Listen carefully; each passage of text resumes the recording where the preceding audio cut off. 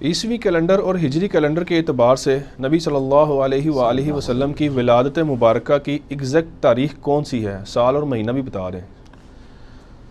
پہلے تو میں بتاتا ہوں، دلائل بعد میں ذکر کریں گے۔ جو یعنی ایگریڈ اپون ہے نا عیسوی کیلنڈر، وہ ہے 22 اپریل 571 AD، اور AD آفٹر ڈیتھ آف عیسیٰ نہیں ہے، یہ اینو ڈومینی ہے لیٹن ورڈ میں، ایئر آف دا لارڈ۔ حضرت عیسیٰ کی پیدائش کا جو سال ہے نا وہ یکم عیسوی تھا، یعنی مشہور کیا یہ AD سے آفٹر ڈیتھ بنتا ہے، BC سے بیفور کرائسٹ بنتا ہے، AD سے آفٹر ڈیتھ نہیں بنتا، اینو ڈومینی بنتا ہے۔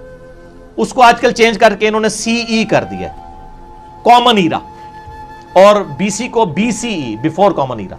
تو نبی علیہ السلام عیسیٰ علیہ السلام کی پیدائش کے 571 ایئرز کے بعد پیدا ہوئے،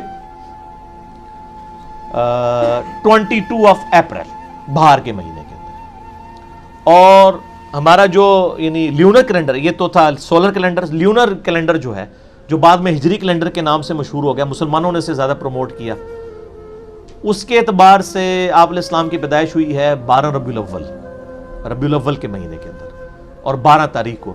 اس حوالے سے کوئی مرفوع روایت، موقوف روایت تو نہیں ملتی، البتہ ایک روایت انس ابن مالک کے شاگرد ہیں محمد ابن اسحاق، جن کو امام المغازی کہا جاتا ہے۔ دنیا میں سیرت کی پہلی کتاب جو ہے نا وہ امام المغازی محمد ابن اسحاق بن یسار کی ہے رحمہ اللہ، المتوفی 150 ہجری، تابعی ہیں، انس ابن مالک کے شاگرد ہیں، چھوٹے تابعین میں سے البتہ تابعی ہیں۔ ان کو امام المغازی کہا جاتا ہے، یعنی سیرت کی کتابوں کے امام۔ سیرت ابن اسحاق انہی کی ہے، اسی کو مختصر کیا گیا سیرت ابن ہشام ہے، اسی کو مختصر کیا محمد بن عبد الوہاب صاحب نے، جو سیرت النبی کتاب اہل حدیث بھی چھاپتے ہیں، اس میں بھی سر دیکھ لیں 12 ربیع الاول ہی نقل کی ہوئی ہے۔ ٹھیک ہو گیا جی۔ اور یہ ہمارے اہل حدیث حضرات میں جماعت الدعوہ والوں نے سیرت النبی پہ ایک کتاب چھاپی ہے، اس میں بھی انہوں نے 12 ربیع الاول ہی لکھی ہے، کیونکہ سیرت ابن ہشام میں بھی موجود ہے محمد ابن اسحاق کا قول، اور حدیث کی کتابوں میں بھی دلائل النبوہ امام بیہقی کی کتاب میں انٹرنیشنل نمبر کے مطابق 4 نمبر یہ اثر ہے کہ محمد ابن اسحاق کہتے ہیں کہ نبی علیہ السلام عام الفیل والے سال 12 ربیع الاول کے دن سوموار والے دن پیدا ہوئے۔ عام الفیل جب ابرا لشکر ہاتھیوں سمیت ہلاک کیا گیا تھا، جس نے کعبے پہ حملے کا ارادہ کیا تھا۔ اور یہ والا پورشن تو جامع ترمذی میں بھی موجود ہے کہ نبی علیہ السلام جو ہے وہ ہاتھی جس سال ہلاک کیے گئے تھے اس سال عام الفیل والے سال پیدا ہوئے تھے، کیونکہ عرب کے لوگ وہ بڑے بڑے ایونٹ سے سالوں کو یاد رکھا کرتے تھے۔ تو دلائل النبوہ آپ کتاب ضرور پڑھیں گے، 3286 یعنی 3500 آلموسٹ حدیثیں ہیں اس میں پہلا چیپٹر یہ ہے کہ نبی علیہ السلام کی پیدائش کب ہوئی، آپ کی پیدائش کا مہینہ، آپ کا شہر، آپ کا یعنی تاریخ، دن، کرتے کرتے آپ کی وفات تک پوری بایوگرافی جو ہے نا جمع کی گئی ہے۔ اردو میں 6 جلدوں میں چھپ چکی ہے، یوٹیوب کے اوپر بھی آپ گوگل پہ جا کے لکھیں تو PDF کھل جائے گا۔ دلائل النبوہ امام بیہقی کی کتاب بڑی ڈیٹیل کے ساتھ چھپ چکی ہے، شرح کے ساتھ۔ تو اس میں موجود ہے کہ محمد ابن اسحاق کہتے ہیں کہ 12 ربیع الاول والے دن نبی علیہ السلام یعنی کہ پیدا ہوئے۔ اور مزے کی بات دیکھیں کہ اہل تشیع اگرچہ 17 ربیع الاول کو میلاد منا رہے ہیں، لیکن اصول الکافی میں جو 110 نمبر چیپٹر ہے اس میں بھی 12 ربیع الاول کی ڈیٹ لکھی ہوئی ہے۔ نہ میں وہابی، نہ میں بابی، میں ہوں مسلم علمی کتابی۔ کتابیں سنی اور شیعہ دونوں کی کہہ رہی ہیں کہ 12 ربیع الاول ہے۔ اصول الکافی سمجھ لیں ان کی بخاری کے ایکویلنٹ ہے، اور یہاں پہ دلائل النبوہ امام بیہقی 468 ہجری میں فوت ہوئے، امام حاکم کے شاگرد ہیں، اہل سنت کے بڑے اماموں میں سے، انہوں نے بھی باقی جو لوگ کہتے ہیں یہ تابعی کا قول ہے جی وہ مرسل ہے، ہم کہتے ہیں کہ اس سے زیادہ قریب تر تو بات ہی کوئی نہیں موجود ہے۔ لے کے آئے نا، جب کچھ بھی نہیں ہوگا تو امام المغازی جو سیرت کا امام ہے، آپ کے پاس اس سے بڑا کوئی امام ہی نہیں ہے۔ اور ابن اسحاق اپنے زمانے میں جیوز اور کرسچنز کی بھی کتابوں کے امام مانے جاتے تھے،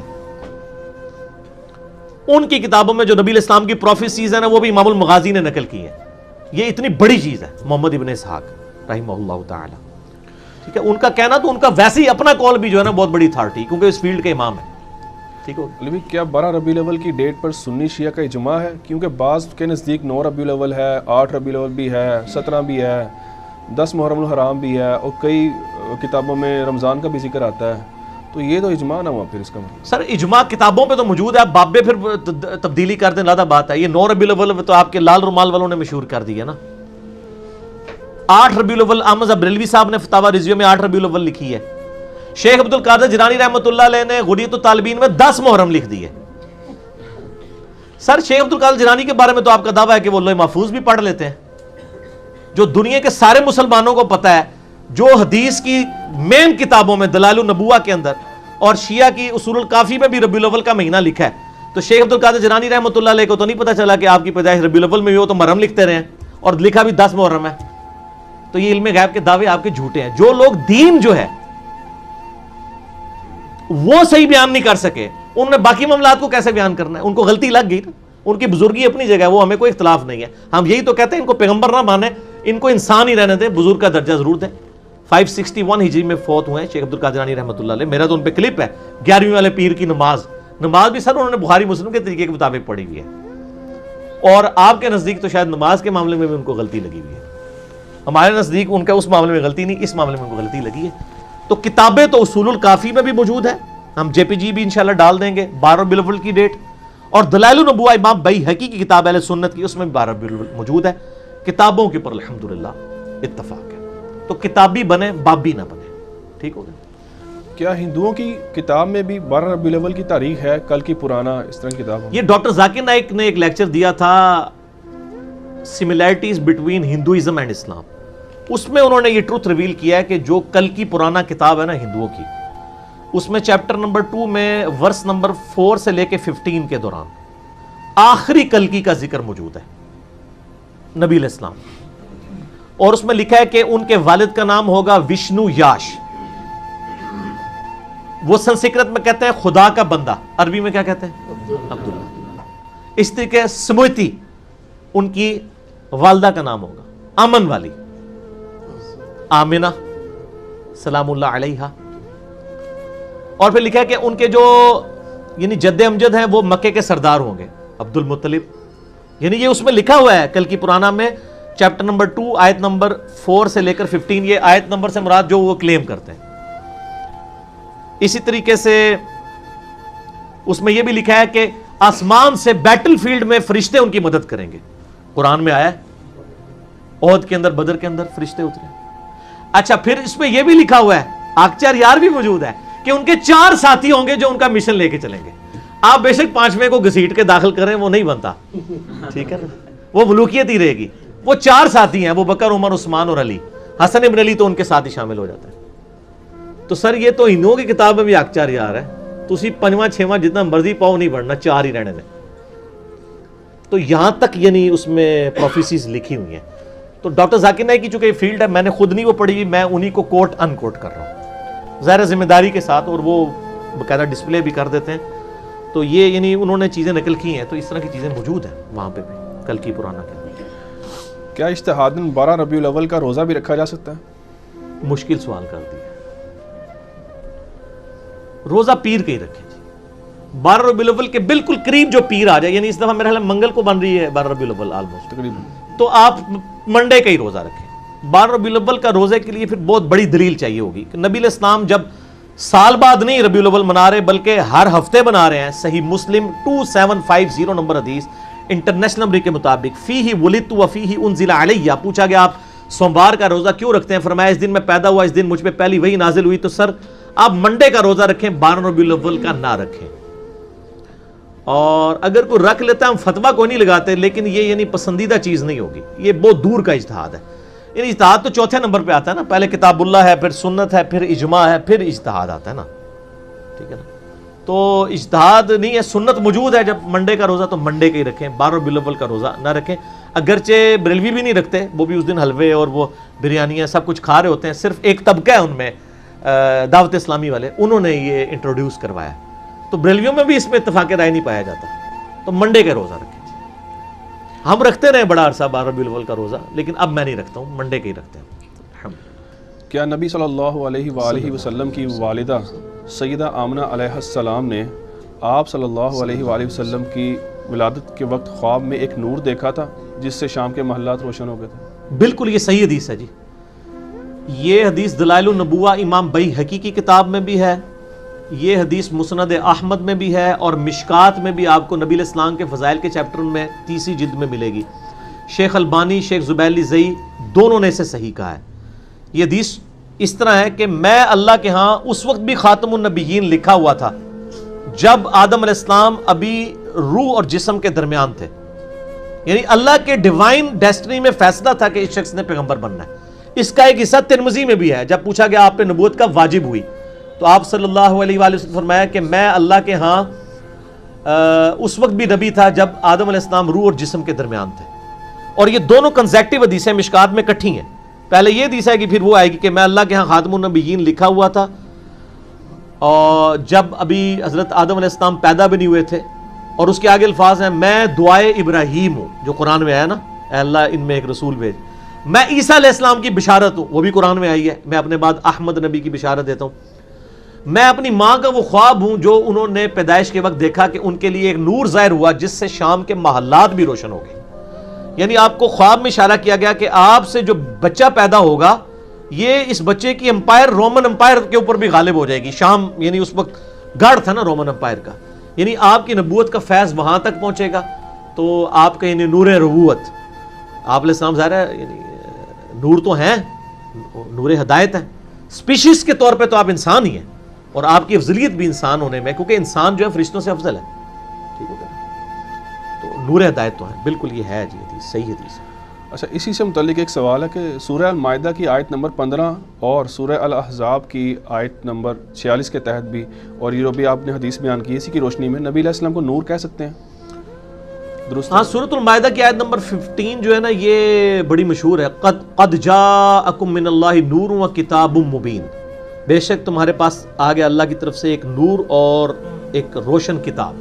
اب یہ جو آیت ہے نا اس کی تفسیر جو پہلی اہل سنت کی تفسیر ہے تفسیر تبری ابن جریر کی, المتوفا 310 ہجری. ابن کثیر نے تو سارا چھاپا مارا ہے ان سے, اصل میں ابن جریر کی ہے. ابن کثیر تو بہت بعد میں ہے نا 774 ہجری میں, یہ 310 ہجری میں ہے. امام بخاری امام مسلم کے ہم اثر ہے.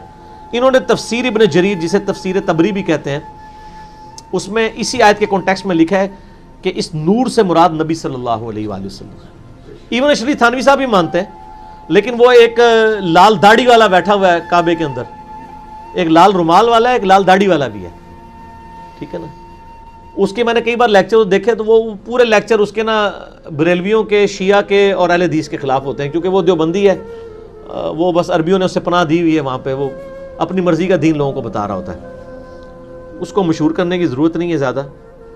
تو وہ یہ آیت پڑھ کے کہہ رہا تھا دیکھیں جی اس آیت کی تعریف کرتے ہیں بریلوی, اس میں تو قرآن کو نور کہا گیا ہے. یہ بریلویوں نے تعریف کی ہوئی ہے, یہ ان بزرگوں نے کی ہے جو جن کے قدموں کی خاک بھی نہیں ہے آپ. ٹھیک ہے نا, وہ اہل سنت کے امام ہیں. تو آپ تھوڑا علم بھی حاصل کریں نا, اپنے فرقے سے باہر نکلیں نا, اور جب آپ اس کنویں سے باہر نکلیں گے بات بہت بڑی دنیا ہے, آپ پہلے علم سیکھیں پھر اس طرح کی باتیں کیا کریں. اور سورۃ الاحزاب کی جو آیت ہے وہ تو بڑی مشہور ہے, انا ارسلناک شاہدا و مبشرا و نذیرا وداعیا الی اللہ باذنہ وسراجا منیرا. آپ ایسے نور ہیں, ایسے سورج ہیں جو لوگوں کو بھی چمکا دیتا ہے, نور ہدایت ہے. امام بخاری کی کتاب صحیح بخاری بھی نور ہدایت ہے, مسلم بھی نور ہدایت ہے, صحابہ کے اقوال بھی نور ہدایت ہیں, قرآن تو نور ہدایت ہے, نبی علیہ السلام بھی نور ہدایت ہے. سپیشیز والا معاملہ الگ ہے, سپیشیز آپ کی انسان ہی ہے لیکن عام انسان نہیں. بخاری مسلم میں آتا ہے آپ علیہ السلام دو آنکھوں سے پیچھے بھی دیکھ لیتے تھے, ہمیں تو نہیں پیچھے نظر آتا. بخاری مسلم میں آتا ہے آپ نے کسوف کی نماز پڑھائی سورج گرہن کی, یوں ہاتھ بلند کیا, صحابہ نے کہا یا رسول اللہ کیا یہ نماز کا حصہ بن گیا؟ فرمایا نہیں, میں نے جنت دیکھی, آپ تو یہاں سے سامنے نہیں دیکھ سکتے, اور میں نے وہاں پہ ایک جنت میں انگوروں کا گوشہ دیکھا, میں نے ارادہ کیا اسے توڑ لوں, آپ کا ہاتھ تو یہاں تک نہیں پہنچتا, نبی کا ہاتھ کہاں تک پہنچتا ہے؟ بخاری مسلم ہے, یہ کوئی یہ جعلی کتاب نہیں ہے. پھر میں نے ترک کر دیا کہ اللہ نے جنت کی نعمتوں میں پردہ رکھا ہے, وہ پردہ ہی رہے. پھر بخاری مسلم میں آتے ہیں آپ علیہ السلام کی انگلیوں سے پانی کے چشمے جاری ہوئے ایک پیالے میں, تو 1500 صحابہ نے پانی وضو کیا, جانوروں کو پلایا, سٹور کیا. اور جابر بن عبداللہ کہتے ہیں 1 لاکھ بھی ہوتے نا تو پانی زیادہ تھا.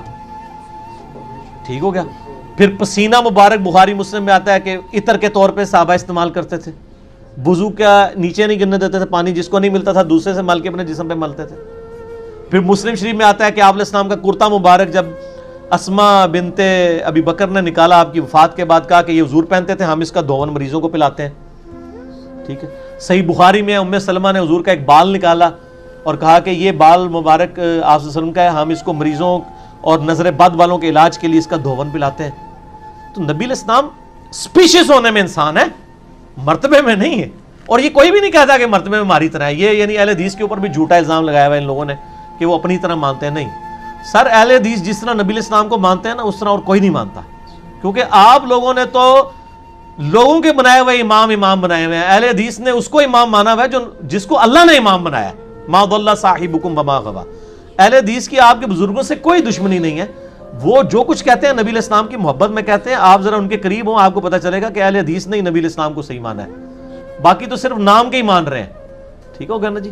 تو یہ اس طرح کے جھوٹے الزامات نہیں لگانے کہ وہ اپنی طرح کا بشر مانتے ہیں. ایسا نہیں ہے، وہ سپیشیز کی بات کرتے ہیں. تو سپیشیز تو ہے نا بشر، اس سے کون انکاری ہے؟ جو نبی علیہ السلام کی بشریت کا انکار کرے وہ تو کافر ہے.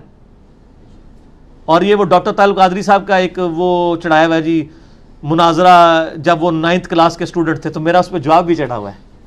ٹھیک ہے، وہ آپ جواب دیکھ لیجیے. ٹھیک ہو گیا.